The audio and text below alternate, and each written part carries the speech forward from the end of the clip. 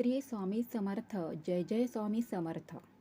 आजच्या व्हिडिओमध्ये एक महत्त्वपूर्ण माहिती मी तुमच्यापर्यंत घेऊन आली आहे. आजची ही कथा अत्यंत महत्त्वपूर्ण आहे. खूप लक्ष देऊन ऐका. ही कथा ऐकल्याने खूप पुण्य मिळते. या व्हिडिओमध्ये मी तुम्हाला तुळशीचे महत्त्व, तुळशीची दिशा, शेजारी कोणती रोपे असावीत, कोणती नसावीत, आपल्या आयुष्यात काय महत्त्व आहे, चला तर मग जाणून घेऊयात. तुळशीला पाणी देण्याचे काय महत्त्व आहे. एकदा माता लक्ष्मी भगवान विष्णूंना विचारते, हे भगवान विष्णू, तुळशीला पाणी दिल्याने काय होते हे मला जाणून घ्यायचे आहे. तुम्हाला तुळस इतकी प्रिय का आहे हे मला जाणून घ्यायचे आहे. त्यावेळी भगवान विष्णू लक्ष्मी मातेला म्हणतात, मी ही कथा सांगणार आहे, ती लक्ष देऊन ऐक. ही कथा ऐकल्याने तुळशीला 100 वेळा पाणी घातल्याचे पुण्य मिळते. त्यामुळे तू कथा अगदी लक्षपूर्वक ऐक. एका गावामध्ये एक ब्राह्मण राहत असे. नावाला तो ब्राह्मण होता, पण त्याचे वागणे अत्यंत वाईट होते. तो नेहमी जुगार खेळायचा, त्याचप्रमाणे वेश्यांजवळ पण तो जायचा. दिवसभर तो काही ना काही कमवायचा, लोकांना फसवून तो कमवायचा. संध्याकाळी तो पैसा जुगार आणि वेश्यांच्या नावाखाली घालवायचा. त्यामुळे पुण्य असं तो काहीच नाही कमवायचा. ब्राह्मण असून त्याला वेद वगैरे काहीही माहीत नव्हते, शास्त्र माहीत नव्हते आणि तो सतत काही ना काही वाईट बोलायचा आणि व्यसनाधीन असायचा. त्याचप्रमाणे कधीही देवाला मानत नसायचा. त्याच्या घरात देवघर नव्हते आणि तो देवालाही मानत नसायचा. असे बरेच दिवस जातात आणि काही दिवसांनी काही कामानिमित्त तो आपल्या गावी जातो. जाताना त्याला आश्रम दिसतो.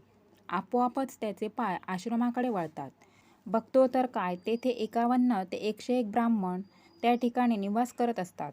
दररोज वेदशास्त्र म्हणत असतात. त्याला वाटतं आपणही ब्राह्मण आहोत, आपणही येथे थांबून बघावे. ते बघून त्याने वेद नामस्मरणाला सुरुवात केली, पोथी वाचायला सुरुवात केली, गाईला खाऊ घालायला सुरुवात केली, देवाची पूजा करायला सुरुवात केली आणि त्याने रोज तुळशीला तांब्याभर पाणी घालायला सुरुवात केली. आता त्याची ही सवयच बनून गेली. बघता बघता 4 महिने होऊन जातात. त्यानंतर एक दिवशी तो झोपी गेलेला असताना एक काळा साप येतो आणि त्याला चावा घेतो. त्यातच त्याचा मृत्यू होतो. त्यानंतर तुळशीला अर्पण केलेले पाणी आणि तुळशीचे पान ब्राह्मण त्याच्या तोंडात ठेवतात आणि त्याचे विधी करतात. यमदूत त्याला न्यायला येतात. यमदूताजवळ ब्राह्मण खूप रडतो आणि म्हणतो, मला का नेत आहात. तेव्हा यमदूत त्याला म्हणतो, तू खूप पापे केली आहेस आणि काळा साप चावून तुझा मृत्यू झाला आहे. तेव्हा ब्राह्मण रडतो आणि म्हणतो, माझ्यावर कृपा करा. नरकामध्ये त्याला टाकण्यात येते. त्याचा लेखाजोगा जेव्हा चित्रगुप्त बघतो, त्याला नरकात टाकण्यात येते. तेव्हा एका कढईत तेल गरम करण्यात येते आणि त्या गरम तेलात त्याला टाकण्यात येते. जेव्हा त्या तेलात त्याला टाकले जाते तेव्हा ते तेलही थंड होते आणि अग्नीही विझतो. यमराज म्हणतात, आपल्याकडे ही घटना पहिल्यांदाच घडली आहे. असं कसं झालं. त्याला नरकात टाकलं, उकळत्या तेलात टाकलं, तरीही ते तेल थंड कसं झालं असेल, अग्नी कसा विझला असेल. अशा वेळी नेहमीप्रमाणे तेथे नारद मुनी उपस्थित झाले. नारायण नारायण म्हणत नारद मुनींचे स्वागत केले यमराजांनी आणि संपूर्ण घटना सांगितली. ही व्यक्ती अजिबात नरकात टाकण्याच्या योग्यतेची नाही. तेव्हा यमराज त्यांना सांगतात, याने खूप पापे केली आहेत. तेव्हा नारद मुनी सांगतात, याने खूप पापे केली, पण मरण्याच्या 4 महिने अगोदर याने वेदशास्त्र वाचले, गाईला खाऊ घातले आहे, कळत नकळत याने तुळशी मातेलाही पाणी घातले आहे. जी व्यक्ती तुळशीला पाणी घालते तिची सर्व पापे धुतली जातात.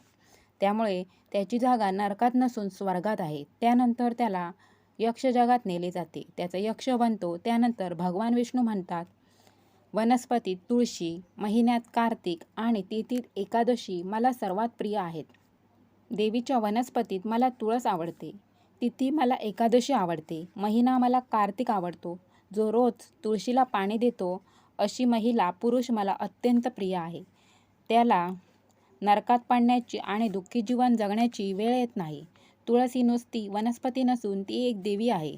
तुळशीवर चुंदरी अवश्य अर्पण करावी आणि चुंदरीशिवाय तुळशी अपूर्ण आहे. म्हणून लाल किंवा हिरव्या रंगाची चुंदरी तुळशीवर अवश्य अर्पण करावी. विष्णूंची पत्नी म्हणून तुळशीला ओळखले जाते. तुळशीजवळ कधीही अपशब्द बोलू नये, चप्पल काढू नये, झाडू ठेवू नये.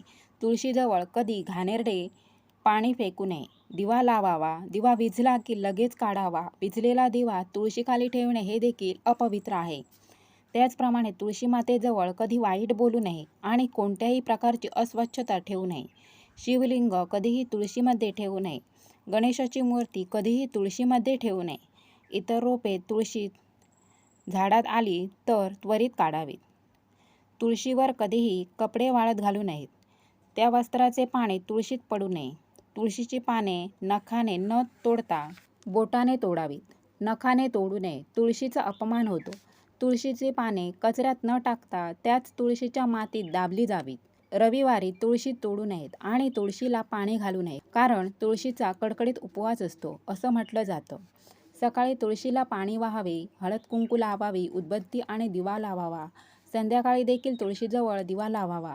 किमान सकाळी पाणी आणि तुळशीला सायंकाळी तुपाचा दिवा अवश्य लावावा.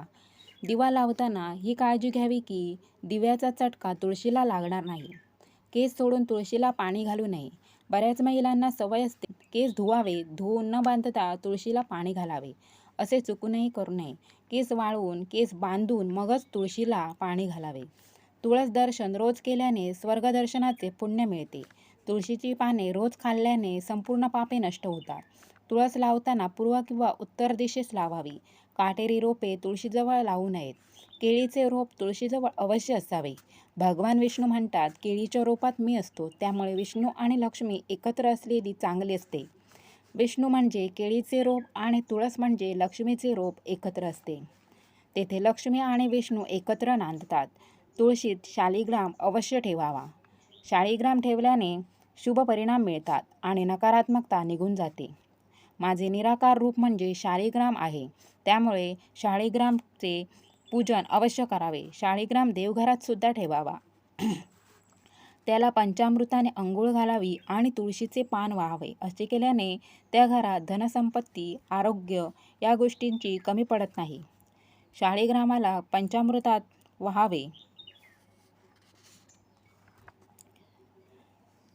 संपूर्ण पापे नष्ट होतात. शालिग्राम घरात आणि तुळशीजवळ असणे अत्यंत शुभ मानले जाते. शालिग्राम हा गुळगुळीत रंगाचा दगड आहे. अशा प्रकारे तुम्हाला तुळशीची माहिती कळाली असेल. भगवान विष्णूंनी माता लक्ष्मीला सांगितलेली ही कहाणी आहे. माहिती आवडल्यास लाईक करा, शेअर करा आणि सबस्क्राईब करा. धन्यवाद.